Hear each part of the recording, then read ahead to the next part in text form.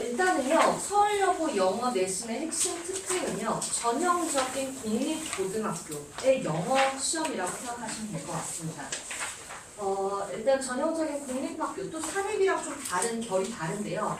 우리 서울여고는요, 공립학교 특징을 짓는데, 기본적으로 객관식은 수능형 객관식이라고 생각하시면 됩니다. 일단 수능형 객관식, 그리고 독해 비중이 굉장히 높은 문제입니다. 그래서 높은 그 독해 비중을 지니고 있는데, 이 문제를 좀 어렵게 내고자, 즉 어느 정도 학생들이 변별을 하고자 어떤 작업이 들어가냐면요, 지문을 변형합니다. 지문의 변형 순위가요, 일단 크게 1단계, 2단계, 3단계로 나눠진다면, 단순하게 단어를 동의어로 바꾸고 단어 수준에서 바꾸는 게 한 1단계. 3단계라고 하면 정말 소재와 주제만 바꾸고 지문의 내용은 전부 다른. 그렇게 그러니까 지문만 바꾸고 전체 문제는 아예 처음 보는 문장이 나오는 그런 문제도 있습니다. 서울여고는요, 1, 2단계 수준으로 많이 지문 변형이 되고 있다고 생각하시면 될 것 같아요. 그렇다 보니까 일단 지문이 비슷하다고 한다면 그럼 어디서 선생님들이 힘을 주시느냐, 어디서 출제를 하시는데 고민을 하시냐. 저도 이제 출제를 하면서 뭐에 고민을 하냐면요, 학생들이 이미 다 풀었던 지문, 그런데 우리 공부 열심히 하는 친구들은 성적을 더 잘 받게 하기 위해서 어떻게 실력 차이를 두냐면요, 바로 선지를 까다롭게 만드는 것입니다.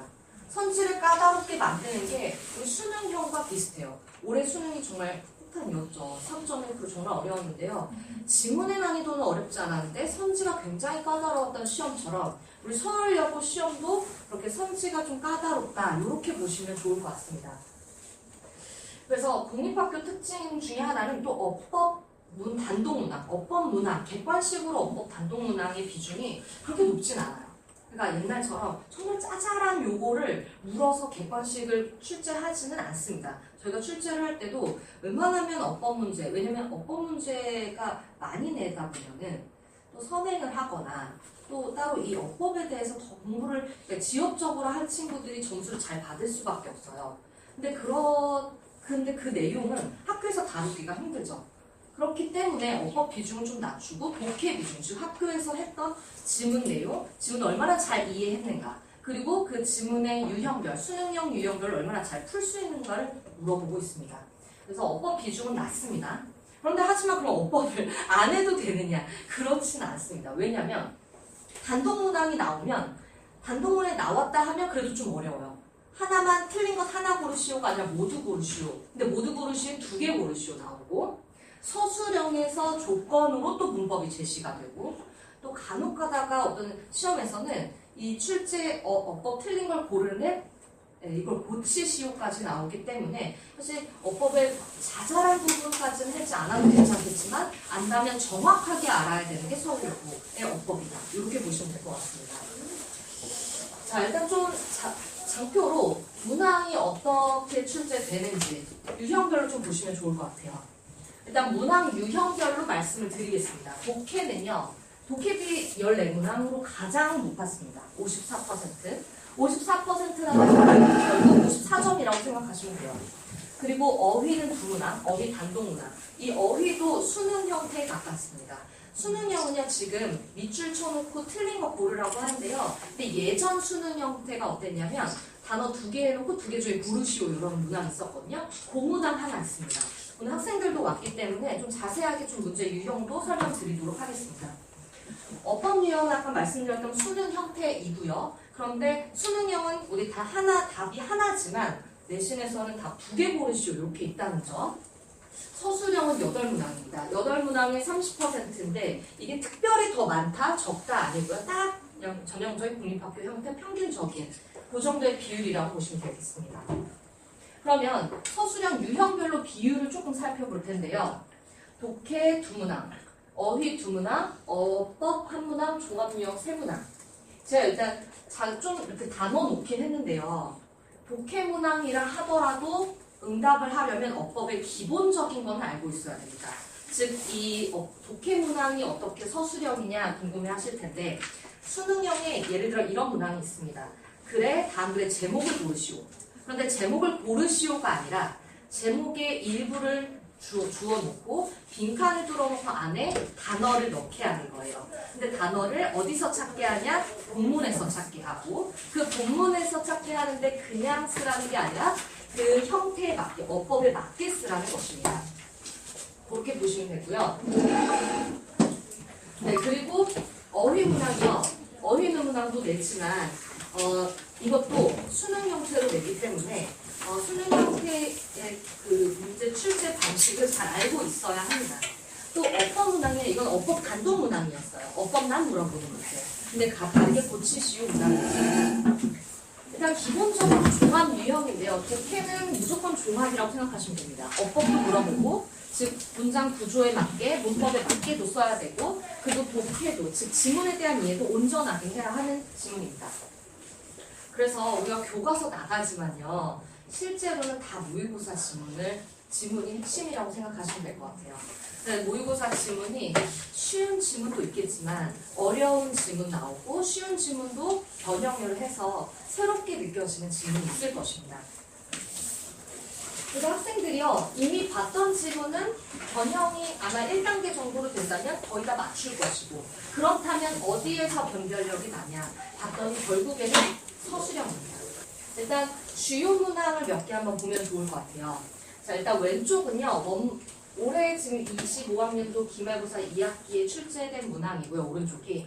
왼쪽은 원문입니다. 원문은 EBS 수능 특강 라이트에서 가져왔는데 원래 유형은 요약하는 지문이었어요. 수능형 유형 중에 요약하는 문제가 있는데 40번 문항에 속해요.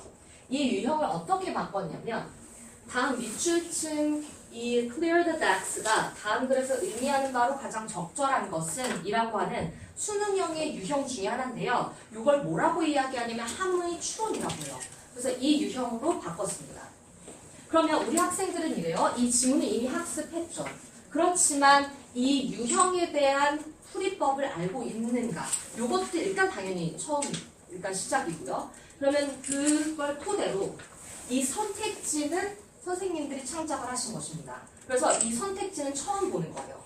그럼 여기에서 저희가 생각해야 되는 인사이트는 지문은 학습했고 지문에 나온 단어 다 학습했고 문법도 다 분석해서 알고 있는데 선택지에 나오는 단어 만약에 모르는 단어 하나 있다면 이거는 이제 또 정답을 고르는데 갈림이 될 수가 있는 것이죠. 그래서 실제로 영어가요. 저희가 준비할 수 있는 지문과 단어의 범위는 한 60~70%라고 생각하시면 될 것 같아요. 즉 빈칸에 나오는 빈칸, 즉 선택지에 빈칸을 뚫어놓고 선택지에 나오는 단어들은 시험 범위에 없는 단어. 그러니까 고등학생이 기본적으로 알아야 되는 고교 필수 단어를 바탕으로 냈기 때문에 이번에 공부 안 했지만 기본적으로 알아야 되는 단어를 토대로 시험을 봐야 하는 것입니다. 그래서 실제로 이제 저희가 이제 시험 때 되면 정말 바빠요. 지문 범위도 많고 해야 될 것도 많은데 근데 그거 플러스 기본 어휘도 지금 준비를 빠르게 시작하셔야 되고 하면서도 기본 복화가 계속 진행이 되어야 됩니다. 자, 두 번째로요. 선택형 또 다른 문제인데요. 원래는요. 9월 모의고사의 주제 문제였거든요. 이렇게 괄호에 있는 부분을 이번 기말고사에서 어법으로 냈는데 자세히 보시면 문장이 바뀐 게 보이실 거예요.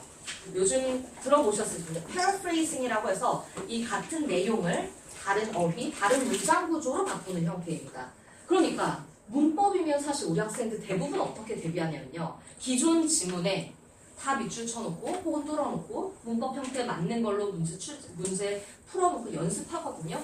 근데 문장도 바뀌었고 문장이 바뀌었다는 건 원래 있던 문장이 아니었기 때문에 그냥 새롭게 문제를 판단해야 되는 그냥 그야말로 우리 수능형의 어법 문제처럼 푸셔야 하는 것입니다. 자, 이런 이유로 수능 형태다, 객관식이 이렇게 말씀드릴 수 있고요. 마지막으로 이제 주요 문항 중에 제가 자꾸 뒤 앞으로 이러는데 네, 서술형 잠시 보겠습니다. 서술형 발문 2개 가져왔는데요. 일단 발문이 조금 길죠. 그냥 예전에 제가 이제 10년 전부터 10년 좀 더 되는데 10년이라고만 할게요. 그래서 10년 전부터 서술형이 있었어요. 근데 서술형이 왜 나왔냐면 우리 학생들이 너무나 객관식만 하면 창의적이지 못하다는 거예요. 그래서 좀 학생들이 응답할 수 있고 서술형, 논술형을 해왔는데 처음에는 정말 응답이 좀 오픈이 되어 있었어요. 그래서 학생들이 정말 자기 생각을 쓸 수도 있고 또 답변이 달라질 수도 있고 이랬어요. 근데 그러다 보니까 채점의 어떤 긍정성이라든가 객관성 또 채점하는 데 편의성을 위해서 점점 문제가 더 딱 맞는 정답, 모범 답안이 생겨지는 거죠. 그래서 닫힌 문제로 점점 바뀌어요. 그러다 보니 뭐가 붙게 되냐? 조건이 계속 붙게 됩니다. 응답을 하는데 이걸 넣어서 쓸 거, 이렇게 넣어서 쓸 거. 아무리 정말 훌륭한 대답이라 하더라고요. 조건에 맞지 않으면 전부 다 틀리게 하진 않겠지만 감점 요인입니다. 그래서 학교별로 어떤 부분에 얼마 정도의 감점이 있을지는 이제 선생님마다 다른 건 아니지만 이제 제가 학교에 있었기 때문에 어떻게 응답을 했을 때 몇 점이 깎일 것이다 라고 하는 건 제가 알고 있다고 말씀드릴 수 있습니다. 그래서 우리 학생들이 문제를 풀고 자기가 원하는 답을 쓰는 게 아니라 조건에 맞는 답을 쓴다. 일단 이게 포인트가 될 것 같습니다. 그래서 한번 볼게요. 다음 글을 읽고 주어진 답에 대한 질문으로 다른 글을 일단 읽고 또 주어진 답에 대한 질문으로 보기의 어구만 이 보기의 단어만을 한 번씩 사용하여 9단어로 빈칸을 완성하시고 그런데요. 필요할 경우 어형을 바꿀 것. 단 한 단어를 본문에서 찾아 또 본문에서 찾아 그 다음에 반드시 적절한 형태로 변형하여 추가할 것. 저도 내봤지만 이렇게 다 하나하나가 사실 뭐냐면 감점 요인이라고 생각하시면 됩니다. 왜냐면 어떻게든 좀 쓰고 정답의 핵심을 넣으면요. 점수는 부여가 돼요. 그런데 우리 최상위권 학생들 결국 1등을 받으려면 요 하나하나의 조건에서 감점되지 않도록 노력을 해야 됩니다. 그래서 이거는 평소에 연습이 돼야 되고 본인이 어디서 실수하는지가 나와야 합니다. 자, 그리고 두 번째 문항은요. 다음 글의 A, F에서 문법적으로 잘못된 것을 2개 골라. 이건 이제 봤던 문항인데 거기가 끝이 아니라 올바르게 고치시오. 근데 올바르게 고치시오까지 하면 사실 괜찮은 문항이에요. 근데 그럴 여지도 있습니다. 그 이유를 쓰시오. 이유까지 정확하게 알고 있느냐를 물어볼 수 있습니다. 일단 현재 지난 바로 직전의 시험에서는 이렇게 문법 문항은 이런 식으로 또 주요 서술형 독해 바탕으로는 이렇게 냈습니다. 근데 이 지문이 제가 가져온 이유가요. 사실은 이래요. 보통은 질문을 주고 답을 본문에서 찾아라 쓰게 하는데 한 번 더 고민을 하셨던 것 같습니다. 답을 바탕으로 어떤 질문을 해야 되니를 찾아야 하는 거죠. 근데 어떤 질문 여기 그래 너 이 지문의 핵심 내용이면서 이거 핵심 근거이면서도 근데 너가 원하는 답 쓰는 게 아니라 이 단어 쓰되 본문에 있는 핵심 단어 찾아 쓰게 하는 거. 아마 여기서 요것만 썼다면 만점 받지 못했겠 요것만 썼다면 한 1점에서 2점 정도 깎였을 것 같습니다. 근데 아마 3점이었기 때문에 1점 정도 감점이지 않았을까. 예. 왜냐면 전체 다 점수를 주지 않기에는요. 학생들과 또 차이가 많이 나다 보니까 아마 점수는 감점 요인이 이렇게 될 것 같습니다. 그래서요. 이 출제 포인트를 좀 말씀을 드리도록 하겠습니다. 그러면 우리 선생님들이 이 지문을 출제하실 때 뭘 물어보고 싶을까 고민을 하세요. 그러면 정말 저 귀퉁이에 아무도 생각해내지 못한 걸 물어볼까? 그렇지 않습니다. 지문의 정말 핵심 내용을 물어보려고 해요. 그러면 핵심 내용을 물어본다는 건 이 지문을 온전하게 이해했느냐를 물어보는데 아이러니한 건 우리 학생들이 지문을 다 읽고 수업도 다 들었고 했는데 선생님 근데 이게 무슨 지문이에요? 라고 하거든요. 그 이유가 뭐냐면 막상 시험 공부할 때 되게 분석적으로 해요. 그러니까 분석적이라는 게 단어 하나, 어법 하나, 여기 밑줄 첨부, 요거 변형 어떻게 하는지, 여기 문법이 무슨 내용인지 이런 게 치중을 하다 보니까 사실 핵심을 놓치게 되는 거죠. 그러다 보니까 오히려 서울여고 학생들은 그걸 조심하셔야 될 것 같아요. 꼼꼼한 정말 성실한 여학생들 지문 다 외우거든요. 중학교 때까지 다 외우는 버릇으로 공부한 친구도 있을 거예요. 최상위권 친구들. 오히려 이게 자신의 발목을 잡을 수 있습니다. 정말 익숙하게 정말 다 외울 듯이 공부를 한다 하더라도 시험을 볼 때는 수능을 보는 것처럼 모의고사를 보는 것처럼 문제를 임해야 합니다. 그리고 결국에는 수능형이라는 건 고난도 수능형 유형별 풀이법을 알고 있는가. 풀이법을 제대로 알려면요. 출제 원리를 알아야 돼요. 선생님이 어떤 고민으로 이 문제를 출제하는가. 그래서 그 원문의 핵심 내용을 바탕으로 출제 원리를 이해를 하면요. 이게 아무리 변형되더라도 원래 문제는 핵심을 물어봤기 때문에 변형이 되더라도 우리 친구들이 실전에서 정말 자기가 대비하지 못한 문제 나와도 풀 수 있습니다.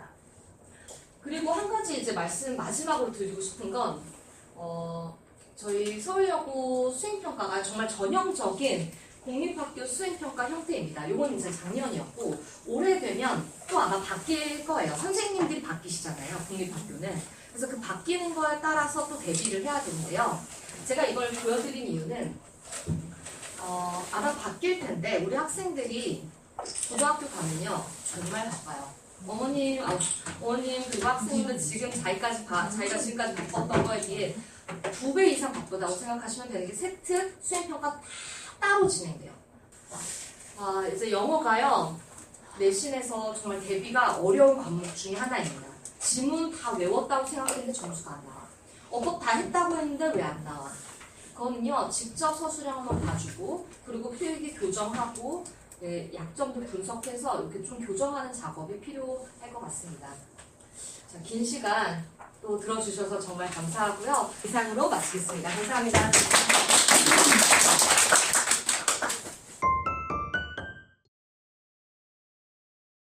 안녕하세요. 저는 이번에 서울여고 현명에 대해서 이제 수학을 담당하게 된 박양규라고 합니다. 반갑습니다.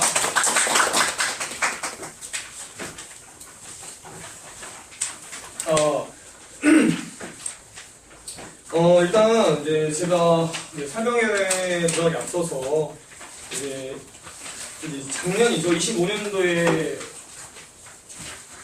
서울여고 학생들을 이제 지도해본 경험이 있는데요. 우리가 인원이 작년 기준으로 약 270명 정도 입학을 했었는데, 인원이 좀 감축을 해서 245명 정도로 이제 유지가 됐었어요, 작년에. 이 인원이 중요한 이유가 이제 1등급 학생들이 약 10%대니까 저희가 5등 안에 들어야 이제 1등급이 나온다는 계산이 되거든요. 그래서 이제 어머님들께서 궁금하신 점이 몇 점 정도가 1등급 컷이 되겠는가 뭐 이런 것도 있겠지만 어느 정도의 수준이 중학교 때 수준이 고등학교랑 좀 연계가 되는지에 대해서 오늘 짧게 설명을 한번 해볼게요. 그래서 올해는 정확히 뭐 몇 명이 들어갈지는 모르겠으나 이제 2년 전이죠. 24년도에 입학하신 이제 고등학교 이제 3학년 올라가는 친구들은 한 300명 내외로 알고 있고 인원이 좀 감축이 돼서 250명보다 적게 들어갔지만 올해에도 대충 250명 정도라 생각을 하면 제가 25등 안에 들어야 되는 싸움을 좀 해야 합니다. 그래서 뭐 1등급이 아니더라도 2등급에 들어가는 수준은 한 80에서 90명까지인데 사실 1등급 싸움에서가 좀 많이 치열하고 2등급 싸움에서는 점수 분포가 많이 차이가 나는 수준이에요, 요즘에는. 그래서 내가 85점을 맞았다 치면 2등급이 떴다. 그럼 60점대 친구랑 같은 등급이 돼서 환산이 되기 때문에 아마 대학을 들어갈 때 조금 불리한 감이 많이 있어서 우리가 25등 안에 드는 싸움을 좀 해야 된다는 말이에요. 자, 그래서 이제 가장 중요한 건 서울여고의 교육 과정을 좀 살펴보시면 이게 보통 고등학교에서 지향하는 교육 과정이 되거든요. 좀 특수한 학교 같은 경우는 이화여고나 아니면 중앙고 혹은 뭐 배문고, 성문고 같은 경우는 여기에 따라서 가지 않아요. 하지만 이제 서울여고 같은 경우는 그래도 이제 커리큘럼에 맞게 좀 진행이 되는 상황이라 그렇게 부담감은 없을 거예요. 그 다음에 이거는 뭐 선행을 했냐 안 했냐에 따라서 뭐 커리큘럼을 잠깐 적어봤는데 사실 선행을 하면 할수록 공통수학 1, 2에 대해서 성적이 높게 나오는 건 통계적으로 맞는 사실이 맞고요. 그럼 우리 자녀가 만약에 선행이 많이 안 돼 있다 하더라도 제가 연구하고 좀 분석해본 결과를 좀 들어보시면 그래도 괜찮다고 생각이 좀 드실 겁니다. 자, 일단 서울여고 내신 분석지를 좀 살펴보시면 좀 이해가 편하실 거예요. 이건 실제로 작년 1학기 중간고사 첫 시험에 나왔던 문제인데 이 친구는 3월 모의고사, 즉 한 달 전에 이루어졌던 고2 모의고사 문제가 그대로 나왔어요. 이게 무슨 뜻이냐? 모의고사 문제를 굉장히 좋아하시는 분이 담당을 하셨고 1학년 때 그래도 바로 그 연도에 이번에 3월 모의고사 문제를 출제하신 걸로 보아 올해도 그럴 가능성이 많이 있다고 생각이 들어요. 19번 문제라고 하면 난이도가 높은 4점이기 때문에 애들은 진짜 풀기 힘들어합니다. 실제로 이걸 맞춘 학생이 250명 중에 제가 알기로는 뭐 15명 정도 있다는 것만 알고 있고, 그리고 자, 이 문제는 뭐 비교하는 게 없는데 이제 서울여고 문제 특성상 선생님께서 교과서에 있는 증명 문제를 무조건 하나를 서술형에 내세요. 이거는 고등학교 이제 1학년에서 중간 기말 총 4번 다 증명이 1번으로 나왔었고, 그래서 이 친구도 그중에 대표적인 교과서에 있는 문제라서 가지고 왔습니다. 자, 그 다음에 15번 같은 문제, 이제 총 18개의 객관식과 4개의 서술형이 나올 텐데, 그 중에 15번 같은 친구까지 거의 절반 이상이 교과서에 있는 문제를 좀 가지고 오는 경향을 보이고 계세요. 그래서 교과서에 있는 문제를 등한시 하시면 조금 좀 불리한 감이 없지 않아 있습니다. 자, 그 다음에 이 문제도 또한 이 친구도 교과서에 있는 문제거든요. 네. 그래서 이제 제가 이제 분석을 한 서울여고 내신은 약 22문제 정도가 출제가 돼서 다른 학교로 가는데 객관식이 총 18개가 나오는데 그 중에 12개를 제외한 6개 정도는 모의고사 기출문제로 출제를 좀 하십니다. 근데 이게 선생님이 좀 재밌으신 분인 게 학교 시험이 좀 어렵다 판단하시면 시험 전에 유인물을 좀 주세요. 모의고사 기출문제 해서 수능문제를 좀 주시는데 그 중에 한 2개 정도를 출제하십니다. 무조건. 근데 그 기출문제집이 나오는 그 20문제가 모의고사 21번, 22번, 29번, 30번 같은 너무 어려운 문제들이 껴있어요. 그 말이 뭐냐, 이번 시험은 많이 힘들 거니까 열심히 공부해라는 뜻인데 이제 그럴 때 점수가 평균이 확 내려가고, 그리고 그 다음에 시험 때 평균이 내려간 걸 맞추기 위해서 유인물을 안 주셔요. 그 뜻은 모의고사 문제가 실제로 한 문제 나왔었어요. 선생님께서 약간 그런 경향을 많이 보여가지고 모의고사 문제를 꼭 풀어보는 게 좋지만 유인물을 안 주신다면 교과서 위주로 공부하는 것도 나쁘지 않다고 생각합니다. 그래서 이제 파악을 해보니까 교과서 중심 문제가 4번 시험 모두 12문제 이상은 나오십니다. 절반 이상은 출제가 하시고 실제로 중단원, 대단원 문제를 포함하시면 대충 90문제 정도 나와요.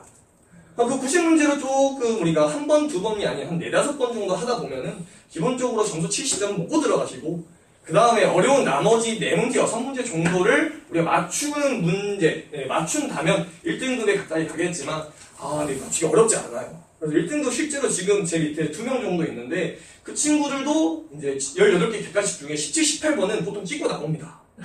네, 그런 상황인데 운이 좋으면 이제 제가 이제 잘 이렇게 다 찝어주면은 그거 외우면 되는데 그게 좀 어려워요. 30번 문제가 보통 우리가 1년 중에 나오는 30번 문제 유형이 한 21개 정도 되는데 그 풀이 과정이 진짜 A4 한 장씩 나와요. 그걸 외울 수가 없잖아요, 저희가. 그래서 제가 보통 찝어주긴 하는데 공교롭게도 절반은 나오고 절반은 안 나왔던 상황이 나왔었네요. 그리고 가장 중요한 게 서울여고 선생님께서는 그러니까 자기가 이제까지 서울여고에서 나왔던 기출문제집에서는 시험을 안 내십니다. 그리고 기억, 니은, 디귿 문제도 안 내시고요. 더 중요한 건 그래프로도 많이 좋아하시긴 하는데 결국에는 이렇게 줄이다 보면은 1학기 때 준비해야 되는 어려운 문제는 약간 20개 내외 정도로 볼 수가 있어요. 그 다음에 우리가 25년에 난이도 좀 평가를 제가 한번 매겨봤어요. 그래서 처음에는 선생님께서 약간 난이도를 좀 조절을 하신 것 같아요. 그래서 1컷이 88에서 90점 정도까지 나왔어요. 실제로 91점에 22등을 했던 친구가 이제 저희 반에서 있었는데 이 친구는 이제 1등급이 됐지만 사실 토탈을 준비하게 되면 죄송합니다. 해야 하기 때문에 좀 긴장감을 좀 놓은 경향이 있었어요. 그래서 1학기 기말 때는 난이도가 좀 올라가셨는데 이때 유인물을 나눠주시면서 좀 빡세게 좀 냈던 경험이 있는데 여기서는 중단원 평가 3회 이상 우리가 돌려보면은 기본적으로 70점 이상 나오니까 모의고사는 그 이후에 준비하는 게 좀 맞다고 생각을 합니다. 자, 그 다음에 2학기 중간 때는 전 4개 중에 가장 어려웠다고 생각을 해요. 실제로 이때 모의고사 기출문제가 한 6개 나왔는데 진짜로 좀 저도 좀 보고 당황했던 경험이 있어요. 그래서 그 다음에 너무 어려웠던 나머지 평균이 확 내려가서 한 80 초중반까지 1컷이 내려간 거예요. 선생님께서 마지막 기말고사 때는 유인물도 안 주고 시험을 봐보니까 모의고사 문제가 진짜 딱 하나만 나와 있는 거예요. 한 90%가 다 시중 교재나 교과서에 있는 문제로 출제가 돼서 이때 1컷이 아마 한 90점 중반대까지 올라왔던 걸로 기억을 해요. 그래서 우리가 이제 이런 식으로 선생님께서 알아서 조절을 좀 해주시는 상황이라 이제 첫 시험을 제대로 좀 빡세게 준비했다가 좀 시험이 쉽다 그대로 가시면 되고 만약에 좀 어려웠다 싶으면 조금 비중을 낮추고 다 과목을 해도 관계는 없을 것 같아요. 그래서 이제 이렇게 첫 시험 때 이제 잠깐 간을 보시는 경향이 있고 약간 우리가 1등급 컷은 서울여고는 딱 80 후반이면 어려웠다고 90 초반이면 조금 난이도 내려갔다 생각하시면 됩니다. 그래서 아마도 이제 2등급 라인 선이 약 70점, 60점 후반부터 70점부터 2등급이라 가장 억울한 게 86.5점 이런 느낌이에요. 한 4문제 틀렸다 모의고사 문제 그러면 이제 억울한 2등급이 되는 거죠. 내가 이렇게 다 같은 등급인데 열심히 공부했는데 근데 뭐 이제 등급 컷이 그렇게 나눠버렸으니까 어쩔 수 없는 부분이고 그래서 이제 교과서 위주로 공부를 좀 해보고 한두 번도 아니고 저는 4-5번은 돌리는 편인 것 같아요. 어차피 90문제 정도는 우리가 계속 돌려도 괜찮다고 생각합니다. 저는 어차피 유형이 다 시중교재랑 연관이 돼 있으니까요. 그 다음에 이제 기출문제나 모의고사 문제 그리고 교과서 증명문제 킬러 단원으로 학습을 준비하면 우리가 대비가 가능하고 일단 첫 번째 단백질고사에서 평균점 좀 기준을 하시는 것 같아요. 그래서 올해는 제가 알기론 이제 서울여고 추첨이다 보니까 보통 이대국어를 쓰고 이제 서울여고가 가까워 추첨으로 들어간 친구가 많은데 제가 느끼는 바는 솔직히 1년 선배인 09년생보다 19년생 친구들이 좀 더 수학에 대해서 진심이고 좀 잘하는 경향을 제가 좀 느꼈거든요. 그래서 아마 서울여도 어렵다고 저는 생각을 해요. 그리고 1년 동안 제가 이 인근에 있는 고등학교 13개 정도 내신 대비를 좀 빡빡하게 해봤는데 제가 느끼기엔 이대부고나 서울여고나 난이도가 거기라고 저는 생각을 해요. 근데 오히려 서울여고가 조금 더 어렵다라고 저는 생각을 하는 게 이대부고는 올림포스 유형편이 부교재로서 거기에서 출제가 80%를 내십니다. 그러다 보니까 이제 시간이 부족해서 못 푸는 친구들을 만들어서 등급을 가르는데 서울여고는 명확하게 모의고사 6문제로 등급이 나뉘어요. 잘 찍으면 1등급이고 못 찍으면 2등급이 되는 그런 상황인데 오히려 저는 그게 편하다 생각해요. 어디서 내시는 아니까 일단 그런 부분에서 좀 편하지만 오히려 30번 문제를 3개 연속 풀어라. 이거는 그냥 풀지 말란 뜻이라서 실제로 이제 1등급 그 2명도 찍었던 이유가 못 푸는 게 아니라 풀다 보니까 시간이 부족해서 70번 풀면 서술형 못 쓴다고 서술형 풀고 2개를 못 풀었던 거예요. 한 3분 남아가지고. 그래서 우리가 이제 전략적으로 좀 서술형을 먼저 치고 객관식 처음부터 풀어나가는 학습 전략을 해도 되는데 아마 이대국어랑 비교를 한다면 약간 이대국어는 조금 난이도가 내려가는 추세로 저는 보여요. 시험 난이도가. 근데 이 서울여고는 요즘에 최근 3개년, 4개년을 보면 선생님이 작정을 하신 느낌이 들어요. 그래서 좀 어려운 싸움이 될 것도 같고 그래서 이제 아까도 말씀드렸다시피 난이도를 점점 올려가다가 평균점 맞추려고 마지막에는 연말 선물을 준다고 얘기를 하셨대요. 그게 뭔 의미인지 몰랐는데 여고였더라고요. 그래서 좀 선생님 좀 재밌는 선생님이 좀 계셨어요. 그래서 이제 이대부고랑 서울여고랑 주변에 숙문고, 서대문 이제 저기 종로에 가보시면 대화여고, 용산구에 보성여고 이 5개의 고등학교가 살짝 내신 경향이 좀 비슷해요. 올림포스를 기준으로 약간 출제를 하고 계시거든요. 그거랑 다르게 이 주변에 배문고라던가 아니면 성신여고 같은 경우는 완전히 동떨어진 출제 경향을 보여요. 그래서 서울여고 같은 경우는 그냥 우리가 시중교재에 있는 문제를 풀어보는 것도 괜찮은데 저는 올림포스, 개념, 유형, 고난도 이 책 3개를 연달아서 진행을 하고 이제 교과서도 4-5번 풀려보는 게 좀 좋은 것 같아요. 혹시 궁금하신 점이나 있으면 아까 모의고사 기출문제 선생님이 내신다는데 그럼 작년 모의고사 기출문제를 대비하는 좋은 건가요? 일단 중요한 게 작년뿐만 아니라 최근에 나왔던 한 10개년 사이에서 랜덤으로 내시거든요. 중요한 게 이제 이렇게 싹싹 긁었을 때 공통수학, 그러니까 그 단원이 있을 거 아니에요. 단원에 해당되는 모의고사 문제, 그럼 출제한 건 빼고 종합해보면 30개도 안 돼요. 당연하게도 이제 단원마다 중요 포인트가 좀 달라요. 그러니까 예를 들어 첫 단원이 인수분해인데 별로 중요하지 않습니다. 선생님도 아세요. 그냥 식만 막 엄청 노가다로 더럽지 중요하지 않은 단원이어서 예를 들어 나머지 정리나 아니면 2차 방정식, 2차 함수 이런 친구들에서 모의고사 어려운 문제가 많이 나오기 때문에 그놈들을 주로 출제를 하세요.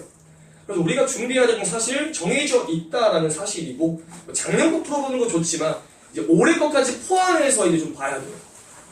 네. 그거를 개인적으로 출력하는 것보다 자이스토리 문제가 그런 유형으로. 그렇죠. 이제 블랙라벨 고딩 자이스토리 이런 느낌들이 다 모의고사 기출문제집이라서 거기 있는 문제를 주로 풀면 어차피 다 그 세 교재가 똑같은 문제일 거예요.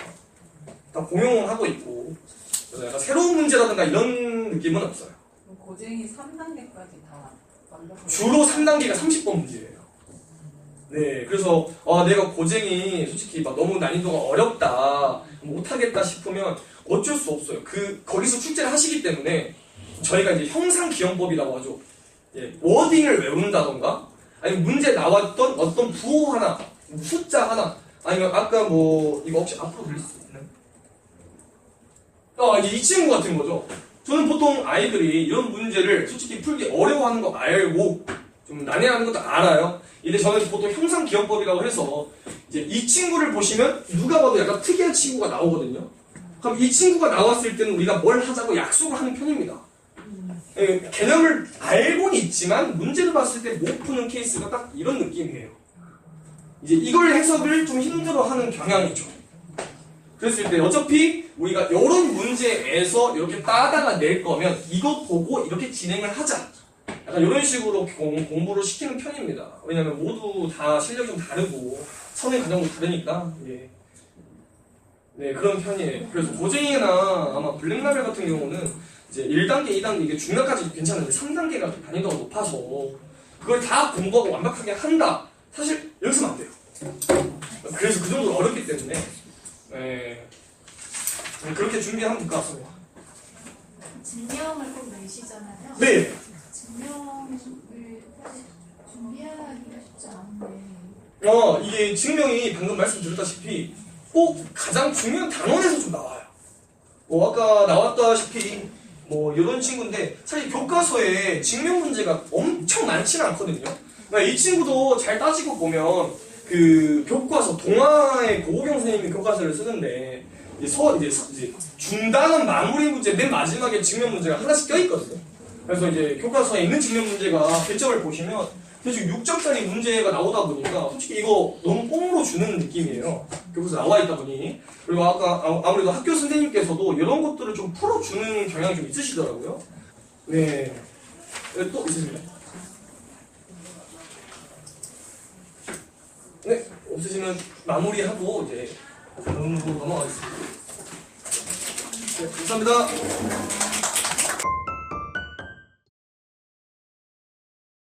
바뀐 2계정의 특징은 1호 계정 같은 경우에는 모든 그런 교육 과정이 1년 단위로 진행이 됐다면 이제 2 계정에서는 다 6개월 과정으로 편제가 되어 있어요. 1학기야.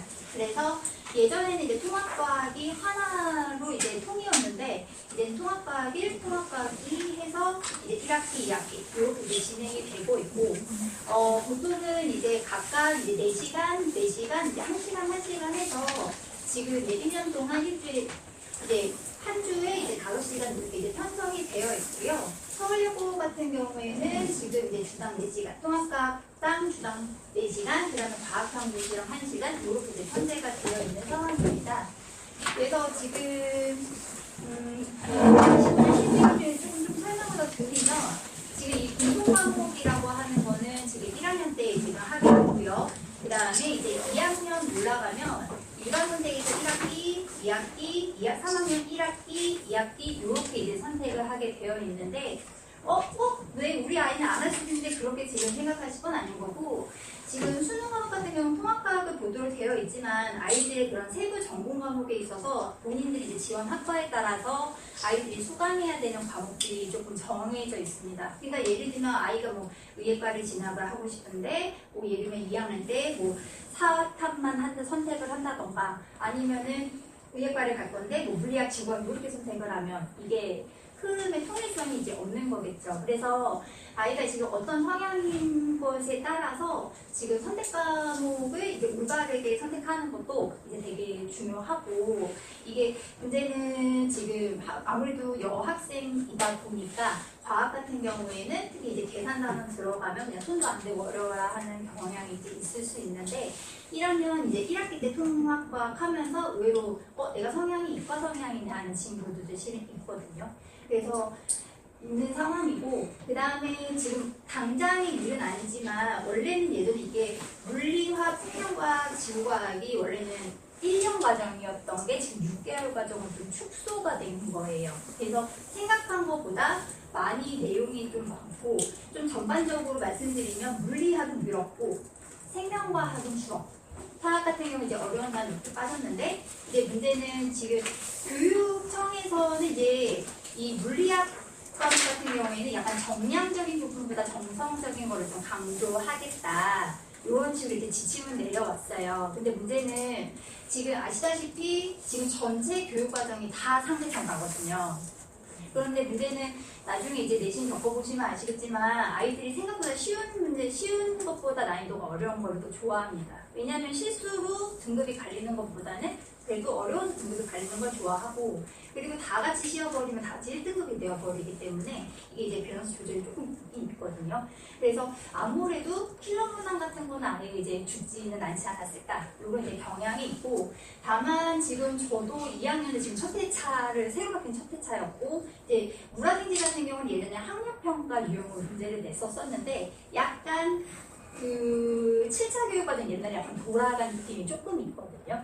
그래서 다행히 이 친구들은 지금 1학년부터 처음으로 시작하는 건 아니라서 선배들이 있어서 조금 이런 식으로 조금 경향들이 나올 수 있겠구나라고 하는 건 진짜 큰 행운이기는 합니다. 어쨌든 중요한 거는 1년 단위가 아니라 학기 단위이기 때문에 이게 방학 때 세팅을 되게 잘 해주셔야 돼요. 네, 세팅을 진짜 잘 해주셔야 돼요. 그러니까 왜냐면 그러니까 솔직히 저는 여름방학 때 과학을 선행하는 거를 그렇게 조금 추천하진 않습니다. 왜냐면 이게 어머니 되게 조심하실 것이 이제 선행이라는 게 되게 필요한 거긴 하지만 약간 중3 때 했던 선행은 솔직히 아이들이 먹을 수 있는 것만 던져주거든요. 근데 그게 내신이라고 하는 거는 실제로 정말 다른 개념이고 아이들이 풀 수 없는 문제 같은 경우도 실은 해야 되는 상황이잖아요. 그러면 이제 여름방학 때 실은 계산해보시면 아시겠지만 제대로 수업을 할 수 있는 건 3주밖에 안 되거든요. 그러니까 3주 동안 이제 준비를 하면 나쁘지는 않지만 그거에 대해서 엄청나게 큰 기대를 하고서 세팅을 하시면 안 된다는 거죠. 그래서 지금 일단은 좀 겨울이 약간 다 지나간 이제 시점이긴 하지만 실은 이제 그 고등학생들에서 가장 접수가 되는 친구들은 과거에 지원했다가 떨어진 친구들이거든요. 그러면 그 친구들이 내신을 잘 챙기기 때문에 그러냐? 그게 아니라 보통 지금 보시면 이제 수학에서 수학비나 국어나 영어 같은 경우는 투자를 해도 그만큼 솔직히 효율이 안 나오는데 안 시키실 수가 없으시잖아요. 근데 과거를 지원한 친구들은 제가 말씀드린 건 과거를 제대로 준비한 친구들이거든요. 영재 고수준. 그럼 그 친구들 같은 경우에는 수학이랑 과학 부분에 여유가 있어요. 근데 다만 그 친구들의 단점은 국어랑 영어를 이제 체질적으로 싫어하는 경향들이 있어서 약간 좀 학습 곤란을 느낄 수 있지만 이게 못하는 거랑 안 하는 건 되게 다르거든요. 손을 못 대서 공부를 못하는 거랑 내가 이게 단순하게 싫어서 못하는 거랑 조금 차이가 있을 수 있기 때문에 수학이나 이런 거는 땡겨줄 수 있으면 그거 땡겨주시는 게 좋고 국어나 영어 같은 경우는 감을 잃지 않게 좀 해주시는 게 좋고 과학이나 사회 같은 경우는 딱 타이밍에 맞게 넣어주시는 게 실은 되게 좋습니다. 그러니까 예를 들면 물리화학 같은 경우에는 여름에는 조금 늦지 않아? 하지만 겨울에는 한번 시켜주시는 게 좋아요. 왜냐면 내용이 생각보다 많기 때문에 어쨌든 이게 보통 그래서 과목 선택을 1학기 이제 중반 기말 들어갈 때쯤부터 슬슬 시작을 하고 보통 여름방학 중에 확정을 하거든요. 근데 지금 제가 알기로는 2학기 것까지 지금 거의 확정을 해서 정하는 걸로 알고 있기 때문에 그 1학년 때 생기부 쓸 때부터 대략적으로 계획을 하셔야 돼요.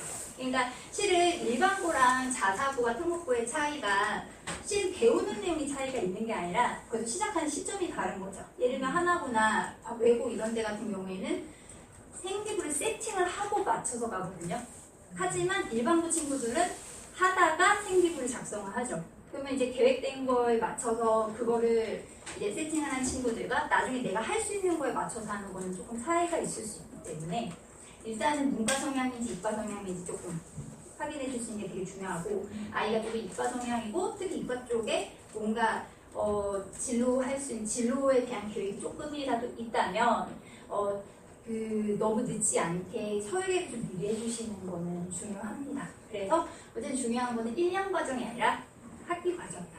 그리고 지금 문제는 하나 더 있는 게 지금 예년 같은 올해는 이제 물리화학 생명과학 원 과목이 이제 수능 과목이었는데 지금 수능 과목이 통과 과목으로 바뀌었는데 문제는 그 3학년 내신이 1학기까지 들어갈 거잖아요. 그러면 이 친구들은 지금 3학년 때 내신을 이제 버리지 못하는 상황에서 통과 수능 대비를 조금 해야 될 수 있는 상황이 벌어지거든요. 그럼 이제 항상 질문을 그러면 선생님 2학년 때 통과랑 이런 거 수능 준비해야 돼요? 이렇게 물어보는데 시간이 없을 겁니다. 지금은 시간 되게 없지 않으세요? 저도 중3 친구들 보니까 이제 다른 과목 개강하기 전에는 아이들 숙제도 되게 잘 외우고 집중도 있고 이렇게 하는데 문제는 솔직히 과학이 그것보다는 되게 우선순위가 있는 과목이 아니잖아요. 그러니까 벌써 치이더라고요. 국어하다가 치이고 수학하다가 치이고 그래서 이제 얘기를 이제 하는 게 너네들에게 있어서 되게 중요한 거는 이 과학을 지금 되게 잘하는 게 중요한 게 아니라 너네가 지금 시험 대비할 때 이건 반드시 기억이 날 터이니 너희들 나중에 공부를 익숙해 하는 거니까 일단 던지지 말고 이게 수능 과목이니까 조금 이제 버리지 않고 하는 게 되게 중요하다. 그렇게 이제 얘기를 하고 있습니다. 그래서 좀 안타까워요. 원래 상대평가가 아니라 절대평가로 진로 과목도 절대평가로 하기로 되어 있었었는데 지금 어느샌가 다 상대평가로 바뀌어버려서 지금 이 친구들 같은 경우에는 고3 때 이제 내신도 상대평가 신경 써야 되고 수능도 신경 써야 되는 그런 지금 상황입니다. 지금 현재 고3들은 그렇진 않거든요. 현재 고3들은 3학년이 진로 선택 과목이 다 절대평가이기 때문에 그냥 내신은 그냥 내신 하기 전에 한 3주, 2주 전에 하면 되지만 안 그럴 거라는 거죠. 그래서 지금 그거를 조금 좀 감안을 조금 해주실 필요가 있습니다. 그래서 요게 이제 6개월 과정으로 현재가 되어 있고요. 그래서 지금 학년별 교육과정 조금 설명을 드리면 지금 과학 1학년 때는 아까도 말씀드렸다시피 이제 통합과학이 학기당 4시간, 과학사무실험 이제 1시간 되어 있고요. 통합과학은 상대평가, 과학사무실험은 이제 절대평가입니다. 근데 이제 저 4시간은 한 분이 들어오지 않으세요. 이따가 이제 단어로 설명을 드리겠지만 선생님이 4분이 각각 1시간씩 들어오십니다. 그래서 A, B, C, D로 나눠져 있을 거예요. A가 물리면 B는 화학, C는 생명과학, D는 지구과학 이런 식으로 이제 나눠져 있기 때문에 그 문제는 시험 범위가 앞단부터가 아니라는 거죠. 그러니까 시험 범위 체킹하기도 생각보다 힘들 겁니다. 중간중간에 이제 시험 범위가 나눠서도 들어가는 특징이 있고요. 그 다음에 지금 2학년 거 잠깐 설명을 드리면 지금 2학년 1학기 15시간이 편성이 되어 있는데 책 5개라는 거는 점 5개를 선택을 하는 거고 각각 이제 3시간씩 일주일에 주당 3시간이 되어 있고요. 보통은 그 과학 쪽으로 하는 친구들은 과학 3개를 선택하기보다는 좀 과학이랑 사회 섞어서 3과목을 선택하는 경우가 조금 이제 많습니다. 그래서 중간에 이제 계속 물어봐. 이거 할 수 있을까? 저거 할 수 있을까? 이제 중간에 계속 물어보는데 그래서 지금 과탐뿐만이 아니라 사탐에서도 여기서 이제 과목을 선택해서 들어가는구나를 조금 아셔야 됩니다. 그래서 지금 이렇게 되어 있고 2학기도 마찬가지. 여기 지금 총 15, 요 과목 중에서 5과목 선택하는 겁니다. 예, 5과목 선택하는 거고 위계가 있기 때문에 만약에 물리학을 선택 안 했으면 이제 뒤에 있는 지구시스템과학, 무지가는 이런 거는 이제 생명과학이나 지구학 계통이기 때문에 이제 위계과 이제 없는 거죠. 그래서 이런 과학과는 이제 위계가 있구나. 그 다음에 3학년에서도 마찬가지인데요. 3학년에서도 제가 지금 1학기 정도만 내신 들어가니까 1학기만 이제 해놨는데 마찬가지로 15 총 일주일에 15시간에서 지금 5과목 선택해서 이렇게 이제 선택하는 걸로 되어 있으니까 아이들이 나중에 블로셔 같은 거 가지고 오시면 이제 조금 확인하시기가 쉬울 거예요. 이러이러한 과목들을 선택을 하는구나. 우리 아이가 진로를 이렇게 갈 거면 그런 과목을 이렇게 조금 흐름을 타야 되는구나. 그런 식으로 계획이 이제 필요합니다. 그래서 지금 이렇게 이제 그래서 보통 이제 물리화학 같은 경우에는 보통 이런 식으로 이제 간다고 보시면 되고요. 그래서 지금 예를 들면 만약에 반도체나 AI 쪽으로 갈 거면 화학도 조금 해야 되는 상황. 그 다음에 이제 화학 쪽에서도 마찬가지로 이제 화학 쪽으로 이제 갈 거면 이제 화학 반응의 세계, 이게 이제 화학 반응 관한 그런 현재가 되어 있거든요. 그렇게 이제 나눠놓고 그 다음에 이제 생명과학 같은 경우에는 지금 이제 의대 쪽이나 약대 쪽으로 이제 하는 친구들 그리고 그다음에 요새는 이제 생태계라던가 그다음에 과학이랑 사회랑 그다음 환경 관련 이슈 같은 게 있기 때문에 융합과학에서 지금 그런 것들이 이제 있어요. 그래서 조금 진로라던가 아이가 조금 어떻게 어느 쪽으로 이제 진로를 할 것이냐에 따라서 이런 식으로 이제 유계를 갖춰서 하면 좋겠구나라는 게 조금 도움이 되실 것 같아서 조금 이제 실어놨습니다. 이건 아까 설명드린 거 이제 모두 다 상대평가라는 거. 그래서 이거는 이제 넘어가고요. 그 다음에 지금 이제 교과 등급 기준이고 이제 뒤에서 아마 등수에 관한 거는 조금 설명을 좀 잘해주실 텐데 그래도 이제 서울여고가 다른 여학교에 비해서는 인원수가 꽤 되는 편이라 네 그래도 이제 10% 정도까지는 이제 1등급에 이제 들어가는데 그래서 이제 나중에 이제 등급 보실 때 등급은 학기제로 되어 있으니까 이제 만약에 아이가 이제 2등급을 받았는데 1등이다 그러면 이제 기말에서 이제 1등급이 될 수 있는 확률이 있고 근데 제일 억울한 건 2등급 1등이랑 3등급 1등입니다. 근데 3등급 1등이 제일 억울할 거예요. 왜냐면 3등급이 34%에서 66%이기 때문에 그러니까 예전에 이제 9등급제에서는 이제 2등급 친구들이랑 3등급 친구들 박탈감이 별로 없었거든요. 근데 지금 3등급 친구들 박탈감이 되게 심해요. 네, 그래서 그거 하고 나서 그래서 지금 용산고 같은 경우는 지금 2학년에 조금 자퇴자가 좀 많다고 하는 게 수능 이제 개편되기 전에 그냥 우리는 수능 먼저 볼래 이런 식으로 좀 자퇴하는 친구들이 있다고 하더라고요. 그래서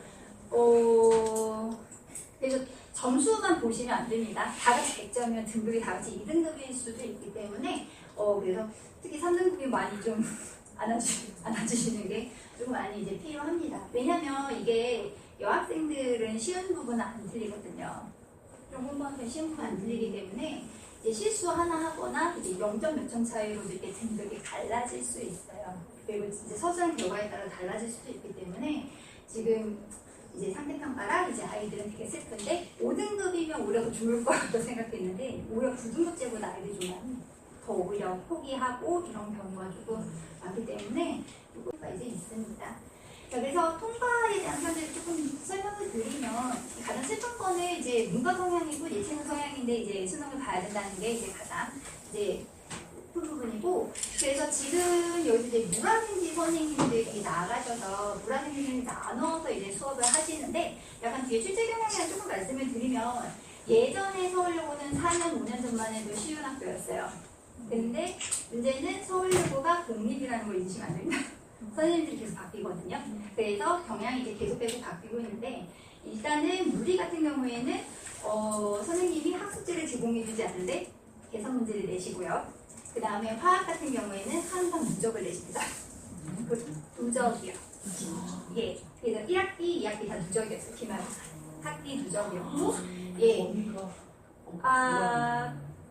근데 이제 선생님들이 되는 강사 입장에서 그렇게 많지 않고 이제 쌓인 거니까 괜찮다고 하지만 아이들 입장에서는 그렇죠. 그러니까 제가 이제 기말고사 때 아이들 이제 점검이 풀면 딴 학교에서 이제 20몇 문제를 이렇게 편집할 거를 걔네들 하면 이제 30문제, 40문제 이런 식으로 이제 늘어나는 부분이고 예, 그리고 생명과학 같은 경우에는 1학기 생명과학이 2학기 생명과학보다 조금 어려운 편인데 변별력이 없으니까 선생님이 생명과학 2 유형의 문제를 내셨어요.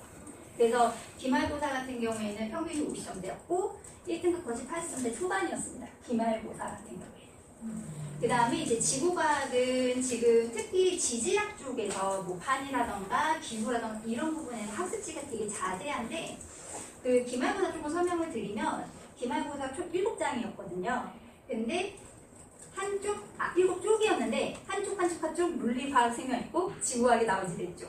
그러니까 한쪽당 2문제. 왜냐하면 자료 해석 문제들이 주로 출제가 됐기 때문에 그래서 이게 과학의 암기 과목이다 사탐도 마찬가지일 거라고 생각하는데 우리 친구들이 약간 A는 A다 라고 내면 내가 배운 게 나왔구나 이렇게 얘기하지만 A가 A 다시다 이렇게 나오면 이건 안 배웠는데 이렇게 얘기를 하거든요. 표현이 달라진 건데 문해력이 약하다라는 부분은 거기서 오는 겁니다.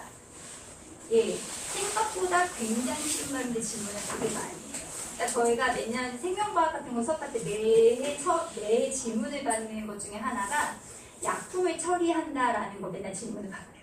그러니까 그 처리한다라는 거를 리무브 개념으로 듣는 거예요. 버린다, 쓰레기 처리한다. 근데 여기서 말하는 처리는 프로세스거든요. 이게 약품에 가했다 이런 건데 이걸 처리한다를 버린다라는 개념. 유형을 이제 알아두고, 그 다음에 이제 아까 지금 뭐 수학도 학교 유형으로 나온다고 말씀하셨지만 실은 과학도 마찬가지거든요. 이게 수능 과목이 되면 거의 더 그렇죠.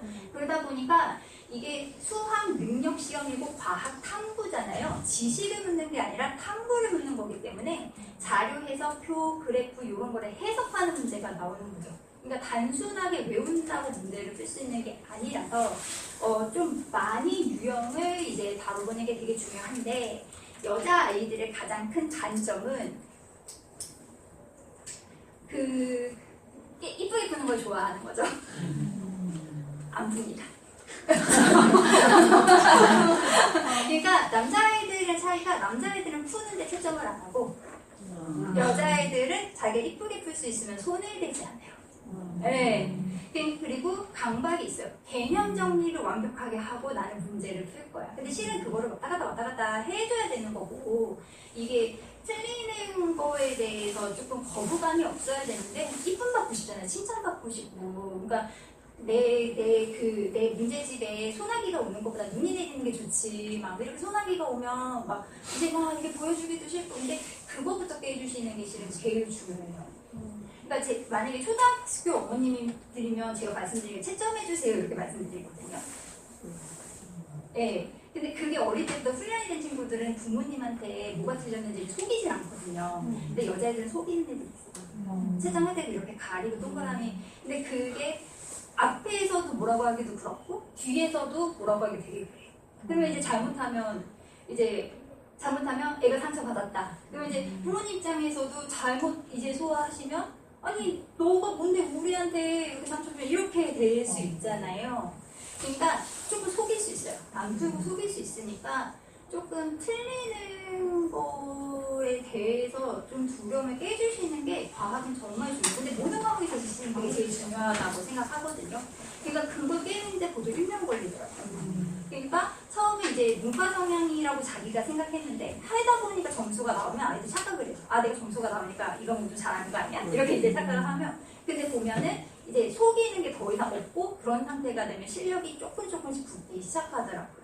그래서 한번 점검을 한번 이렇게 눈치시 한번 보세요. 문제집 우리 아이 문제집 너무 깨끗하지 않은지, 예, 그리고 혹시 안 풀진 않은지. 그래서 여자아이들이 물리를 못합니다. 그러니까 이게 아까 수학도 말씀하셨지만 난 넣고 대입하는 연습이 되게 중요한데, 이해가 안 간다고 대입을 하진 않는 거예요. 근데 어머니들께서도 요리하시지만 레시피대로 한다고 내 몸뚱아리가 제 머리가 하라는 대로 이제 움직이지 않잖아요. 그러니까 학생들도 실은 마찬가지거든요. 그러니까 일단은 해봐야 되는데, 아, 나는 개념 완벽하게 외우고 문제 풀었지? 근데 왜 문제 풀어서 자기는 다 최대 졸업해보면 연습이라는 게 이제 없는 거니까, 이게 모든 학습에 대해서 좀 기본적인 거기 때문에 여학생들 같은 경우는 좀 그렇게 솔직하게 들어있는 거, 그게 이제 되게 중요하고, 그리고 멘탈이 약한 애들은 저는 시험 끝나고 채점 바로 하지 말라고 하고 있어요.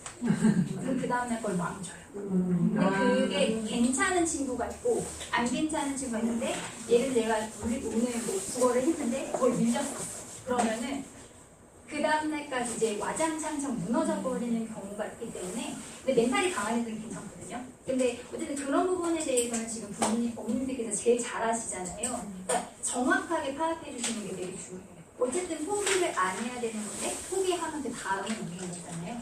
그래서 아이들이 이제 물리랑 화학 영역을 되게 이제 어려워라 하는데, 서울여고가 이제 점점 이제 난이도가 올라가다 보니까, 그러니까 대체적으로 이제 물리는 계산에 꼽는다, 화학은 항상 무적이다, 생명과학은 이제 선생님이 이제 위에 이제 생명과학 1이나 생명과학 2에서도 이제 기출을 내더라. 지구과학은 탐구 자료 해석 문제가 엄청 많다.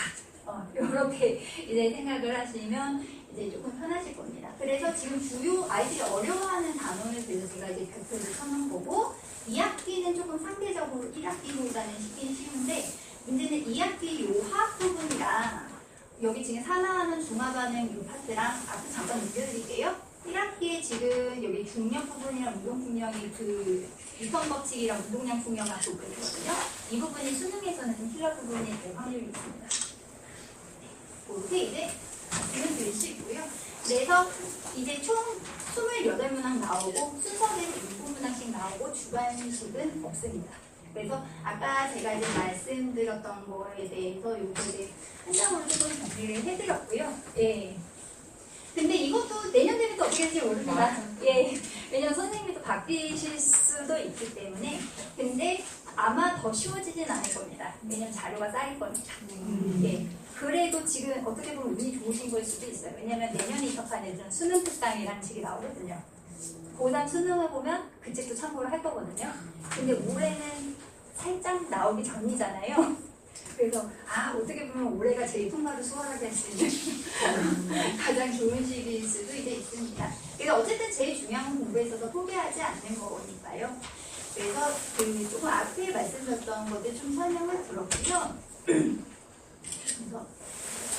그래서 이거는 조금 지금 시간이 없으니까. 그래서 이제 통합과 평가 운영 계획은 제가 1학기 것도만 실어놨는데 지금 선택형 해서 지금 선택형에서 이제 50%, 그 다음에 50% 해서 수행평가 비중이 되게 높습니다. 그래서 수행평가 점수 안 나오면 큰일입니다. 네. 그러니까 이말인즉슨 학교 시험에서 조금은 많고도 수행평가에서 메꿀 수 있을까는 아닙니다. 왜냐면 수행평가보다 만점을 받을 확률이 높기 때문에. 그래서 내신에서 좀 많이 갈리기는 하나 그래도 수행평가가 조금 기준이 이제 많이 이제 비중이 높은 편이기 때문에 그래서 대략 50%, 50%. 그 다음에 마지막 성취도까지는 조금 설명을 조금 드리고요. 지금 이거는 이제 1학기 성취도 부분인데 이 지금 절대평가, 상대평가를 같이 이제 두고 있는 상황입니다. 그래서 지금 보시면 절대평가로 A인 친구들이 이제 1에서 33%입니다. 그러면 이제 상대평가를 치면 3등급 친구들까지도 A가 들어갈 수 있어요. 그러니까 성취도가 A니까 I가 상대평가 점수도 높겠지? 아닙니다. 네. 근데 이제 여학생이다 보니까 아무래도 조금 완전히 던지는 친구들은 조금 비중이 되게 적은 편이고 그 다음에 평균이 높은 이유는 이제 수행평가랑 완전히 합쳐졌기 때문에 예.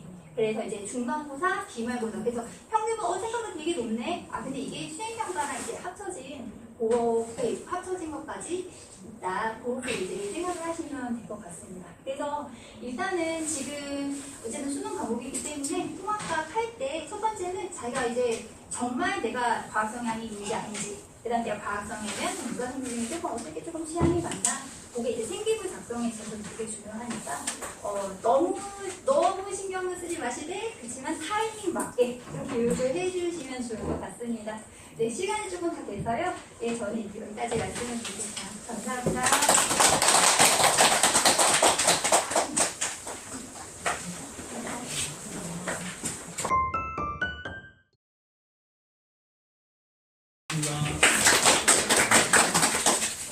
고교학점제 가장 핵심은 과목명으로 적혀있는 이 과목은 한 학기 과정이라는 게 핵심이에요. 그러니까 우리가 중학교 때는 역사를 배우면 1, 2학기가 다 역사예요. 그리고 현재 예비 고3도 2학년 때 물리 1을 배우잖아요. 1학기 때. 2학기도 물리 1이에요. 1년 과정이야. 근데 고교학점제는 말 그대로 학점제니까 한 학기 과정이에요. 그래서 공통국어도 1, 2로 나눠져 있죠. 1은 1학기, 2는 2학기인 거예요. 이해되시죠? 그러면 합법 언어, 문학, 독서 장르이 수능 과목인데 이것도 한 학기 과정이에요. 그러면 합법 언어, 문학, 독서 장르는 수능 과정이니까 학교 지정 과목이에요. 어느 학교든지. 수능을 안 보는 학생이 없을 거니까요. 그죠? 그러면 문학은 합법 언어 2학년 1학기, 문학은 2학년 1학기. 이거 학교마다 달라요. 2학년 1학기 때 문학을 배우는 학교도 있어요. 그래서 국어 내신 한 선생님들이 이제 많이 힘들어진 거야. 학교마다 배우는 과목이 달라. 2학년 1학기 때. 다음에 독서 장르는 3학년 1학기. 3학년 1학기가 끝나면 수능 과목들이 이제 한 번 과정이 끝나는 거죠. 공수, 원투는 1, 2학기 과정이고 대수, 미적원, 학통이 수능 과목이야. 이것도 세 학기를 편성이 돼 있어요. 남고인 수문고는 대수하고 미적을 2학년 1학기 때 같이 배웁니다. 그리고 학통은 2학년 2학기 때 배워요. 수문은 수능의 수학 과정이 2학년 때 끝나요. 학교마다 이거 자유롭게 편성할 수 있으니까. 다음에 영어는 영어 원투가 수능 과목이에요. 그래서 공통이라고 되어 있는 국영수의 1학년 과정은 수능에 직접 출제 범위는 아닙니다. 영어는 원투가 출제 범위거든요. 그러니까 요거는 어느 학교든 다 지정 과목이에요. 그 지정 과목이라는 얘기는 230여 명 학생들이 동일하게 등급평가를 받는 거죠. 다 묶어서. 선택 과목이 없이. 근데 1학년 때 배우는 통합사회, 통합과 한국사는 1학년 때 배우지만 수능 과목입니다. 그러니까 요거는 이제 1학년 때 내신 대비하면서 마무리를 할 거고 2학년 겨울방학, 예비 고3이 되면 또 이거 학원에서 준비해야 되겠죠. 한국사보다는 통사 통과는 또 학원을 다니게 될 거예요. 수능 대비해서. 그래서 지금 예비 고2가 학점제 1기, 얘들 28학년도 입시잖아요. 올해 12월 달이 되면 모든 입시학원의 통사 통과 과정이 또 다 개설이 될 거야. 그러니까 우리는 이제 준비해야 될 것들이 너무 많아. 그래서 지금 28학년도부터 입시의 수능의 핵심은 통합형수능이잖아요. 제일 큰 차이점은 이제 사회과학에 상관없이 계열에 상관없이 다 응시해야 되는 거잖아. 그러다가 결론은 뭐냐? 어쨌든 최상위권은 다 잘할 거다. 그쵸? 네. 그건 부인할 수 없는 사실이에요. 근데 통 바가지 어려워 보입니다. 저도 이제 경험을 해보면. 그래서 지금도 이제 고3 올해도 이제 입시 치렀던 애들이 사탐론이라고 해서 과학 두 과목보다는 사탐만을 걸쳤던 학생들이 많은 거지. 그래서 26학년도 수능을 봤던 친구들 중에서 전체 응시등의 80%가 사탐 한 과목 이상을 신청한 애들이에요. 과학만 2개 한 친구들은 전체 수업생이 20%밖에 안 됐다는 거예요. 그러니까 이런 것들도 입시 하나의 변수가 될 텐데 우리는 개편 교육과정의 1기는 아니야. 2기잖아요. 그러니까 이제 샘플링이 하나 있는 거야. 이제 마르타가 하나 있으니까 그래도 조금 우리는 안심을 하자고요. 자, 다음에 2학년 과정부터가 이제 핵심인데 볼게요. 선택 과목 구조를. 선택 과목 구조에서 가장 핵심은 요 과목이에요. 과학이에요. 왜냐하면 우리가 종합이라는 전형에서는 내가 지원하는 학과에 맞춰서 관련 있는 과목을 권장하고 있거든요. 권장 과목. 권장 과목의 의미는 뭐냐면 우리 학과를 들어오기 위해서 이 과목을 반드시 이수하고 오세요라는 뜻이에요. 근데 문과는 권장 과목으로 지정되어 있는 게 하나밖에 없어요. 제2외국어 한 과목은 반드시 해라예요. 근데 제2외국어는 어느 학교든지 일본어원, 중국어원 다 이수를 하도록 교육과정이 돼 있어요. 어느 학교든. 그러면 인문의 학생들은 어떤 과목을 신청해도 괜찮아요. 과학해도 돼요. 사회해도 되고. 근데 이공계 학생들은 반드시 과학에 문화생지 중에서 내 진로에 맞는 과목을 선택해야 돼요. 생명공학을 하겠다. 그러면 화학하고 생명과학은 반드시 해야 돼요. 그러면 공학 계열을 가겠다. 공대를 가겠다라고 하면 물리는 반드시 해야 돼요. 근데 여고다 보니까 물리 선택자들이 상당히 적을 거예요. 지금 한 230명 기준으로 보면 제가 볼 때 문과생들이 그래도 한 130명? 문과생들이 그래도 좀 많을 거예요. 그럼 이과생들이 대략 한 100명 안쪽이라면 그 학생들이 물리 선택할 때 제가 볼 때 많이 하면 30명? 그러면 이때 보면 몇 명이죠? 3명이죠. 1학년 때 전교 1, 2, 3등이 앉아있어. 엄마, 이번 생은 들른 것 같은데? 그럴 가능성이 있습니다. 그래서 이 물리화학, 생명과학, 지구과학 중에서 과목을 여기 지금 보니까 묶여서 택 5라고 되어 있잖아요. 그죠? 네. 그럼 최소한 과학은 2과목 이상을 선택해야 돼. 근데 내가 공학은 안 갈 거야. 그럼 화생지 하면 돼요. 너무 많다면 화생만 해. 그렇게 해도 되고. 그러니까 이 과학의 4개 영역 중에서 나한테 관련 있는 과목들을 찾아야 되니까 진로가 좀 정해져 있어야지. 진로가 정해져 있나요, 우리 아이들? 오, 대단한데요? 거의 만나기 어려워요. 근데 우리 학점제에서는 그거를 강요해요. 진로를 미리 정해라. 근데 아이들이 진로가 계속 정해져 있지 않은 상태에서 지금 안정해 있어서 괜찮아요. 1학년 때는 괜찮아. 그래서 1학년 때도 학생부 활동을 할 때 그냥 다양하게 하면 돼요. 어떤 진로를 노리지 말고 그냥 과목의 심화 탐구 활동들 하면 돼요. 그럼 뒤에서 설명드릴게요. 오늘 부모님만 어머님만 오신 분들은 아이들에게 정확하게 전달을 해주셔야 돼요. 어떻게 해야 된다는 걸 아셨죠? 자, 그러면 정해져 있지 않는 학생들을 위한 또 학생 모집 단위가 있잖아요. 자유전공이라는 게 있잖아요. 그러면 자유전공에서는 교과나 종합이나 정시에서 선발을 하는데 종합에서 학생들을 선발을 할 때는 진로 역량을 평가하지 않아요. 그냥 자유전공이니까. 그래서 입시 요강에도 진로 역량은 평가하지 않음이라고 적혀 있어요. 근데 우리 아이가 정확하게 뭐 어떤 걸 하겠다는 꿈이 없다 그러면 자유전공 준비도 괜찮아. 자유롭게. 그죠? 근데 어느 정도 꿈이 생길 즈음들은 언제가 되느냐. 1학기 말은 돼야 돼, 이제. 1학기 말에 이 과목 선택을 선호도 조사를 먼저 하거든요. 1학기 말에 기말고사 막 끝나고 그 다음에 2학기가 되면 이거 확정할 거예요. 근데 한번 확정을 안 바꿔준다, 과목.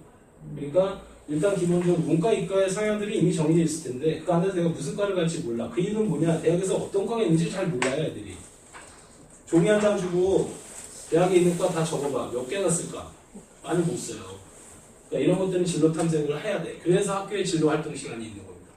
진로 탐색 활동들을 학교에서 일하고 있을 때 중학교 때도 충분히 했을 거고. 그러니까 진로를 찾아가는 과정인데 이공계 학생이라면 특히 과학의 선택 과목 구조에서 문화생지 중에서 나에게 권장 과목이 무엇인지는 조금 인식을 하고 있어야 된다. 그래서 이 선택 과목 할 때 컨설팅들 많이 신청하십니다. 어떤 과목 신청해야 될지 모르겠다. 이렇게. 다음 2학기 과정을 볼게요. 2학기 과정은 지구 시스템과 역학과 에너지가 물리예요. 그래서 지금은 고3은 문화생지의 원투 과목이 8과목이죠. 근데 지금은 문화생지의 12과목이 된 거야. 물리학 1이 아니라 그냥 물리학. 그 다음에 물리 2의 개념이 역학과 에너지하고 전자기와 양자라는 과목은 3학년 1학기 과목으로 넘어가 있는 거예요. 그러니까 과학에 해당하는 물리학에 대한 3과목을 3학기 동안 공부한다는 거죠. 그러면 위에 있는 지구 시스템 과학도 이건 지구과학의 2의 개념들이 쪼개져 있다. 이렇게 보시면 되는 거죠.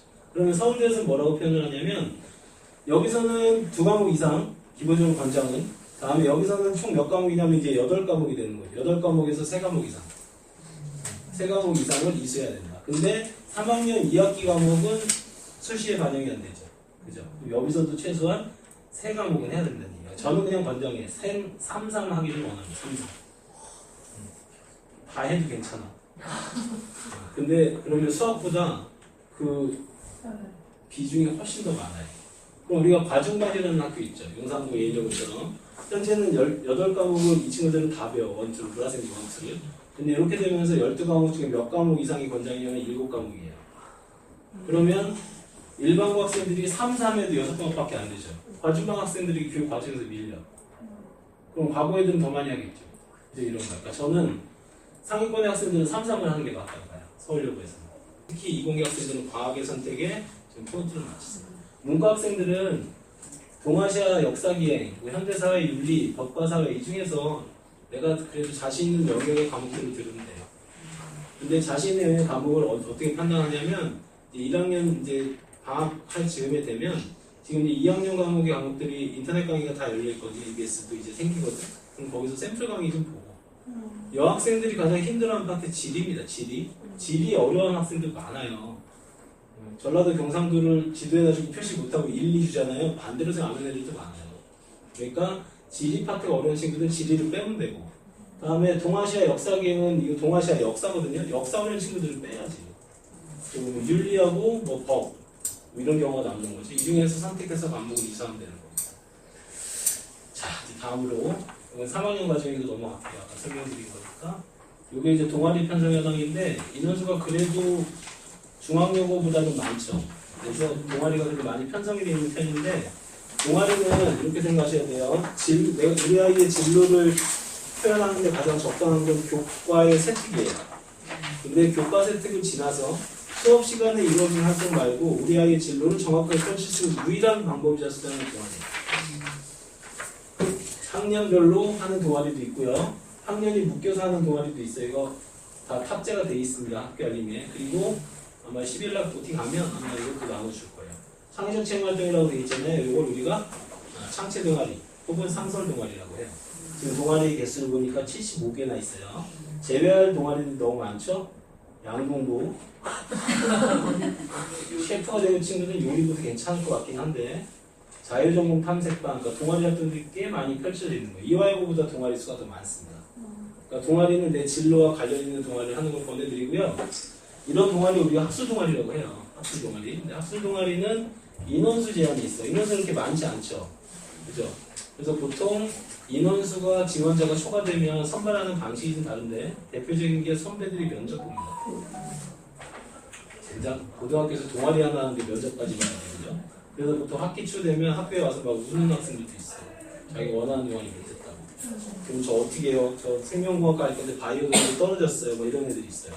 그래서 동아리는 이제 학교 배정이 되었으니 1, 2, 3순위 정도는 미리 좀 생각을 하고 하셔라. 요게 안 됐을 때 차선책. 맨 마지막에 안 되면 양공부 같은 거 하지 말고 정 안 되면 도서부라도 해. 도서반이라도 해서 다양한 독서활동을 통해서 뭔가 진로를 표현하는 거 요거 좀 준비하시면 좋을 것 같아요. 중요합니다. 3월 3일날 학교 입학식 하잖아요. 첫 주가 동아리 홍보주간이에요. 선배들이 나와서 다 홍보할 거예요. 그러면 2주차부터 동아리 활동 하거든요. 첫 주 2주차는 또 학부모 상담주간입니다.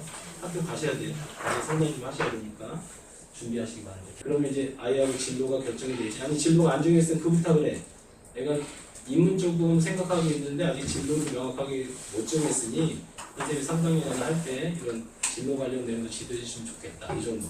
이 정도는 좀 말씀하시면 좋을 것 같아요. 1, 2학기 모두 학부 상담 기관이 있고 고등학교 그리고 공개 수업도 합니다. 학교에서 공개 수업. 그리고 생각보다 1학기 때 할 일이 많을 거야. 공부할 시간이 별로 없을 거예요. 생각보다 입학해서 3월달에 아무 생각 없이 그냥 지날 수 있어요. 그러다 갑자기 눈 떴더니 이제 2주 뒤에 중간고사 이렇게 됩니다. 자, 이거는 이제 성취도인데 여기서는 좀 설명할 좀 있어요. 설명이 잘 드셔야 되지 어려워 이제 우리가 육지를 가는 거예요. 학교 알림이 2025학년도 들어가면 교육과정 편성이나 거기 내용들 보면 성취 그 평가 요소 보면 중간고사 범위라는 것도 다 탑재가 돼 있어. 교과서가 바뀌지 않잖아요. 수업도 마찬가지고 거의 라인 비슷할 거야 시험 범위. 그리고 수행평가 비율 그리고 추정을 쓸지 고정을 쓸지 다 표기가 돼 있어요. 이미. 그리고 공립고등학교의 특징이 있잖아. 뭔가 시대에 잘 안 변해. 그렇죠? 학교 알림에도 계속 그대로야. 교육 특색 사업이 그냥 5년째 그대로야. 특색 사업이 없는 거지. 그죠? 그 결론은 서울여고에서는 교과 전형을 목표로 내신을 달려야 돼요.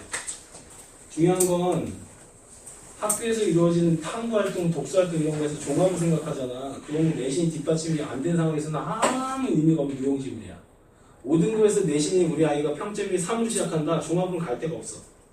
서울여고에서 아무도 안 뽑아요. 그러면 내신이 최소한 아무리 양보해도 2초반대. 2.0, 2.1이면 4초반대거든요. 4초반대 기준으로 종합을 간다고 해서 서울여고에서는 서울여대가 하면 박수 쳐줘야 돼. 그러니까 결론은 어차피 내신은 앞에 숫자가 2로 시작하면 안 돼. 1.7, 1.8이 되더라도 1로 시작해야 돼. 근데 우리 학생이 있으니까 10%가 1등급이잖아. 그치? 응? 2등급은 34%거든. 100명 중에 10등 안에 드는 건 애들이 빡세게 생각해. 100명 중에 34등은 할만하다 애들이. 이 정도 할 수 있겠대. 많이 어렵지 않아요. 왜냐면 100명 중에 20명은 아래는 빼야 돼. 올림픽 정신으로 학교 온 애들 있잖아요. 참가하는 의의를 두고 급식에 메뉴가 궁금한 애들 있잖아. 근데 빼고 나면 실경직률은 걔들을 제외해야 되니까. 그죠? 지금도 중학교 가면 뒤에 애들 2-3명은 애들 공부 안 하는 애들 다 반에 있잖아요. 서울여 가면 없을 것 같아? 엄청 많아. 엄청 많아. 걔들은 내 경쟁 상대에서 빼고 실제 경쟁을 높인다고 볼 때는 34% 안에 드는 게 일단 기본이에요. 2등급 안에 드는 거. 그 중에서 자신 있는 과목을 1등급을 몇 개 찍자는 거지. 우리 아이가 영어는 특화돼서 잘했으면 영어는 무조건 1등급 목표. 그쵸? 국어를 잘해 목표인데 수학은 못해. 수학은 2 목표. 35등한테 머리끄댕이 안 잡히면 되잖아. 34등까지만 시키면 되잖아. 그렇게 해서 되고 2, 3학년 때 선택 과목으로 가니까 그중에 내 자신의 과목을 선택해서 준비해보는 거죠. 그렇게 로드맵을 짜는 과정에서 종합전형이 가능하다 그러면 영광 컨설팅 이런 걸 통해서 영광 컨설팅 제가 해요. 영광 1년에 4번 만나는데 4번 만나기 전에 한국보고서 주제 같은 거 아이랑 소통해서 정해주고 쓴 거 보내주면 첨삭도 해주고 해서 제출할 수 있도록 준비해준단 말이에요. 근데 그거를 준비하는 과정이 되려면 2.5 이거는 안 돼. 그거는 어딜 준비해도 안 돼요. 일반고에서는 안 돼요. 이화여고나 이런 학교들은 2.5로 시작하면 4등급 초반대인데 이 친구들이 그때 종합을 잘 그리면 그래도 숙제는 갈 수 있어요. 이화여고 애들은. 근데 서울여고에서 그거는 좀 어려워. 서울여고에 3등급 중반대 3.5 작년에 컨설팅한 친구 어디 갔냐면 3학대 갔어 종합으로. 3학대. 그 정도 수준이야. 그리고 여대가 있기 때문에 그나마 그래도 서울권에 갈 학교가 있는 거지 최소한 아무리 양보해도 2.1 양보시가 많이 했어. 2.1 그 이상은 안 돼. 그러니까 1학기 첫 중간고사 보고 하고 마지막으로 한 말씀을 드리면 한국사가 3학점이야. 3단이에요. 근데 한국사 공부해도 진짜 안 하거든요. 근데 언제 낭패 볼 거냐면 1학기 2학기 때 큰 낭패를 볼 거야. 왜냐면 교육 과정에서 제가 한국사 선생님 오래 했으니까 지금 역사 일을 애들이 언제 배웠냐면 중3 때 배웠어요. 중3 9월 10월 6월 공부했어. 수업했어 학교에서 뮤지컬 하러 가고 현장 학습하고 애들한테 물어보니까 일제강점기 막 시작할 무렵에 한국사가 다 끝났대요. 더 이상 진도를 안 나갔대. 근데 고등학교 과정에서의 한국사는 단원이 4개예요. 4개 단원. 1단원에서 구석기부터 줘서 후기까지 배워요. 2단원이 바로 개화기야. 항상대원군 나오는. 그리고 세 번째 단원이 근현대사의 출발인 일제강점기야. 마지막이 현대사예요. 중학교 때 공부 안 한 파트야. 그래서 첫 중간고사까지는 애들이 중학교 고려조선이 나오니까 지금 해요. 근데 1학기 기말부터는 거의 혼수 상태에 빠져요. 배운 적이 없어. 그래서 아직 방학이잖아. 늦지 않았어요. EBS 강의는 다 무료로 열려 있습니다. 한국사 최태성 선생님이랑 강의도 봐도 되고, 그러니까 근현대사 파트를 주말 이용해서 입학하기 전까지는 그래도 한번 인강으로라도 완강하거나 학원에 뭐 2회 특강하는 특강 프로그램들이 있으니 그거를 적극 활용해서 그래도 근현대사를 한번 배우고 가거나 이런 것들 좀 필요해 보여요. 그러니까 내가 부족한 과목 말고 약간 틈새 과목들, 통사, 한국사 이런 과목들 과학까지는 선행을 좀 해. 방학 때 문과에도 해요. 근데 통사, 한국사는 잘 안 해. 그러니까 이거라도 스스로 인강으로도 통해서 뭔가 좀 개념을 잘 잡고 가면 그 과목이라도 1등급으로 해서 어차피 과목별 등급을 합산하는 거니까 제가 내신 설명드렸죠? 평점 내는 거 이렇게 해서 준비하면 그래도 내신 관리가 좀 될 거야. 그래서 첫 중간고사나 1학기가 끝나고 우리 아이가 내신이 그래도 앞으로 1루 시작한다 그러면 그때 연간 신청해서 그때는 학생부를 좀 우리 좀 해보자고. 그러면 로드맵을 짜서 학생부를 디자인해보자고. 그 성적이 돼야지 뭔가를 하지 아니면 섣불리 시작할 수 없어. 일단 성적 만드는 거 첫 중간고사 아셨죠? 잘 준비하셔야 됩니다. 서울여고 지금 올해 엄청 주력하고 있어요. 과목 선택할 때 제2외국어도 선택 안 해도 돼요? 제2외국어를 반드시 태1하도록 교육과정에 짜져 있을 거예요. 반드시. 네. 그러니까 뭐 중국어, 일본어, 어떻게 웃기고 태1로 되어 있을 거예요. 반드시 하나를 하도록 교육과정에 편성되어 있을 거예요.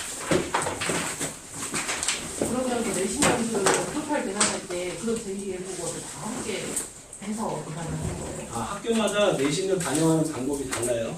다른데 이거는 간단히 설명드릴게요. 처음으로 고대는 내신 상대평가는 정과목 반영이에요. 네, 상대평가는 정과목 반영을 하는 대표적 학교가 고대고요. 그러면 학교마다 내신을 반영하는 방법이 다른데 샘플을 몇 번 더 설명드릴게요. 최상위권 대학들은 그냥 다 반영한다고 생각하세요. 그러니까 상대평가는 정과목. 근데 예를 들어서 이렇게 반영해요. 국영수는 대부분 다 반영해요. 근데 인문 쪽의 학생들은 국영수 4만 반영하고 이공의 학생들 국영수 반만 반영해요. 한국사 반영 안 하는 학교도 많아요. 기술과정 이런 거 반영 안 합니다. 이런 학교들은. 그래서 국영수 4 반영하는 학교, 국영수 4 반영하는 학교. 그럼 우리가 3학년이니까 내신 평점이 나오죠. 학교마다 내신을 반영하는 방법이 다르기 때문에 전산 프로그램을 돌리면 학교마다 주는 점수가 다 달라 그래서. 이해되시죠? 요즘에 또 학생들이 되게 선호하는 학교가 있어. 2년 연속 수시 지원이 가장 많았던 학교가 가천대학교거든요. 가천대는 3년 전에 어떻게 반영했냐면 5학기 중에서 지우개 찬스가 있었어. 제일 안 좋은 학기 한 학기 빼. 그 중에서 제일 잘 나간 학기 40%, 30, 20, 10 이렇게 반영했는데 이렇게 바뀌었어요. 인문은 국영수사, 이공계는 국영수과. 근데 이 중에서 국어 과목이 뭐예요? 공통국어 1, 2, 그다음에 문화 이 과목들이 다 국어 계열이죠. 이거를 다 이렇게 토탈 계산해서 가장 성적이 좋은 부류의 과목이 40%, 30, 20, 10 가천대는 이렇게 들어가요. 근데 우리 아이가 수학이 유독 약해. 수학이 10%밖에 안 들어가. 이렇게 학교에 반영을 하는 거지. 그래서 3학년 이렇게 끝났을 때 우리 아이의 성적이 마무리가 됐을 때 학교마다 전산값을 입력해보면 어느 학교가 우리 아이의 내신을 가장 좋게 평가해 주는지를 확인할 수 있어요. 그 학교들을 중심으로 교과 전형을 지원하는 거. 이해되시죠? 네. 근데 상위권에 있는 학교는 상대평가 정과목 반영이라고 생각하세요.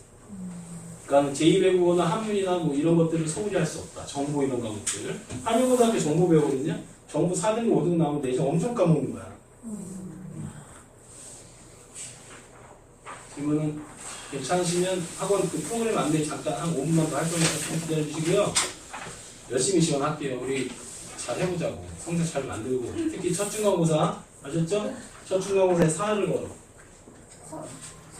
서울여고 이번에 서울대 한 3명 갔다던데 네. 그 교과로 서울대는 교과 전형이 없어요. 그러면 그러니까 아마 전교권 학교장 추천 전형이 고비당 2명이거든요. 네. 추천 전형에서 2명이 다 붙거나 1명이 붙거나 아니면 나머지는 정시에 갔다가 가야지. 잠시 네. 아니면 셋 다 정시 재수생일 가능성도 있다. 그럴 수도 있죠. 왜냐면 학교장 추천 전형 고비당 2명이거든요. 그래서 보통 전교 1, 2등이 추천 전형으로 서울대를 넣어요. 근데 종합이에요. 그래서 종합에서도 서울여고 정도의 학교가 그 학교가 하려면 내신이 뭐 1.1, 1.2 이내여야 돼. 일반 전형에서는 거의 붙기가 어렵고. 그래서 아마 학교장 추천 전형의 내신이 정규 1등이 1.0이었을 수도 있어. 그럼 그런 친구가 있었으면 종합이 됐을 수 있고요. 아니면 정시 재수생의 가능성이 좀 있다. 학교에서는 아마 그걸 발표를 안 하면 이제 입학하면 알 거야. 네. 입학하면 선생님들이 이제 또 얘기해 주니까. 한여에서 한 명 갔더라고. 서울대 간호과.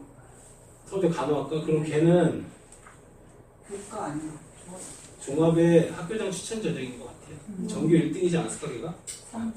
3등이었대? 그럼 추천 전형이 아닌데? 종합. 아, 서울대 간호학과. 서울대는 종합 전형이 2개. 하나는 학교장 추천 전형, 하나는 일반 전형.